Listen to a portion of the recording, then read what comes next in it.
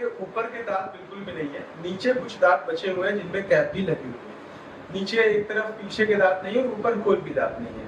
तो लगभग 2-3 साल पहले ऐसी कंडीशन हुई थी जब आपके ऊपर के दांत खराब हुए थे, निकाले गए थे 2022 में।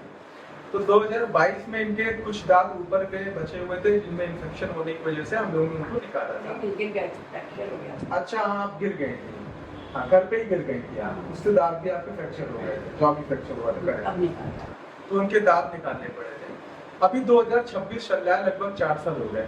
जब उनका बोन वगैरह सब नॉर्मल हो गया था तो हम लोगों ने आंटी को तभी ये सजेस्ट किया था कि आपको देखिए दांत अगर लगवाने हैं, चूंकि बोन बहुत वीक है तो जाए, और एज ग्रुप भी है, आपकी एज 72 ईयर ओल्ड है।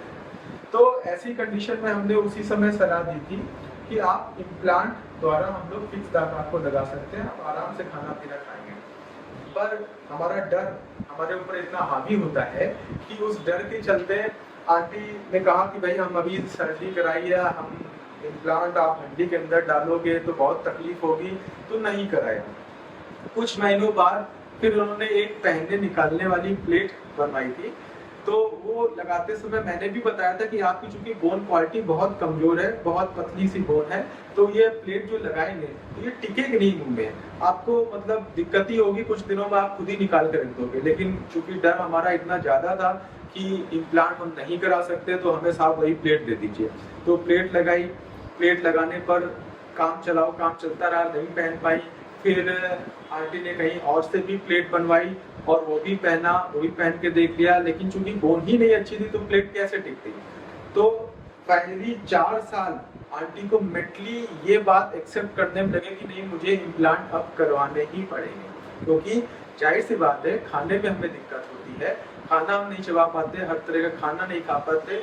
इस वजह से पहले आंटी कभी भी डायबिटिक नहीं थी, पर इस दौरान आपका शुगर लेवल भी बढ़ गया है। क्यों? क्योंकि हर समय हम मुलायम पतली चीजें ढूंढते हैं जिसको हम आसानी से निगल सके, खाने की हमारी पाचन शक्ति भी शरीर की कमजोर हो जाती है, हम प्रॉपर बैलेंस डाइट भी नहीं ले पाते, तो हमारे ब्लड शुगर लेवल भी गड़बड़ होने लगते हैं। तो देखिए, हमने आपको सारी चीजें बताई, इसके बाद आइए हम आपको ये दिखा दें। तो अभी देखेंगे ये CBCT कराया हुआ है, this is 3D reconstructed image. तो देखिए ऊपर के जॉ में कोई भी दांत नहीं है, नीचे कुछ दांत हैं, लेकिन नीचे लेफ्ट साइड में पीछे खाना चबाने वाले भी दांत नहीं है।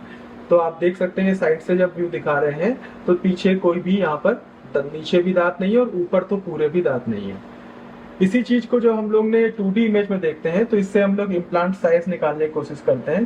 तो यहाँ पर जो पीछे कंडीशन है आप देखेंगे कि ये साइनस काफी बड़े हो गए हैं, और जो बोन की हाइट है, विड्थ तो फिर भी अभी काफी ठीक बची हुई है, लेकिन हाइट कम है। ऐसे ही जो नीचे के अगर हम लोग देखेंगे तो नीचे देखिए ये 2D इमेज में पीछे की तरफ दांत नहीं है, और यहाँ पर नीचे ये हमारी जबड़े की नर्व होती है, तो इस नर्व को बचाते हुए हमें इम्प्लांट करना होता है। तो हम लोगों का आज का ट्रीटमेंट प्लान ये है कि ऊपर हम 6 इम्प्लांट डालेंगे, 3 राइट साइड में और 3 लेफ्ट साइड में।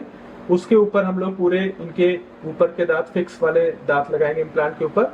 और जो नीचे की कंडीशन है, यहाँ पर हम लोग, चूंकि आप देख रहे हैं कि यहाँ पर कैनाइन तक हमारे दांत हैं, तो यहाँ पर 2 प्रीमोलर और एक फर्स्ट मोलर तक हम देंगे, तो इसके लिए 2 इम्प्लांट हम नीचे लगाएंगे और उन पे हम लोग यहाँ पर दांत लगाएंगे। तो टोटल आंटी के केस में हम लोग ऊपर और नीचे मिला करके 6 और 2 8 इम्प्लांट प्लेस करने जा रहे हैं, जिसपे हम लोग इनके फुल माउथ डेंटिशन क्लियर करेंगे।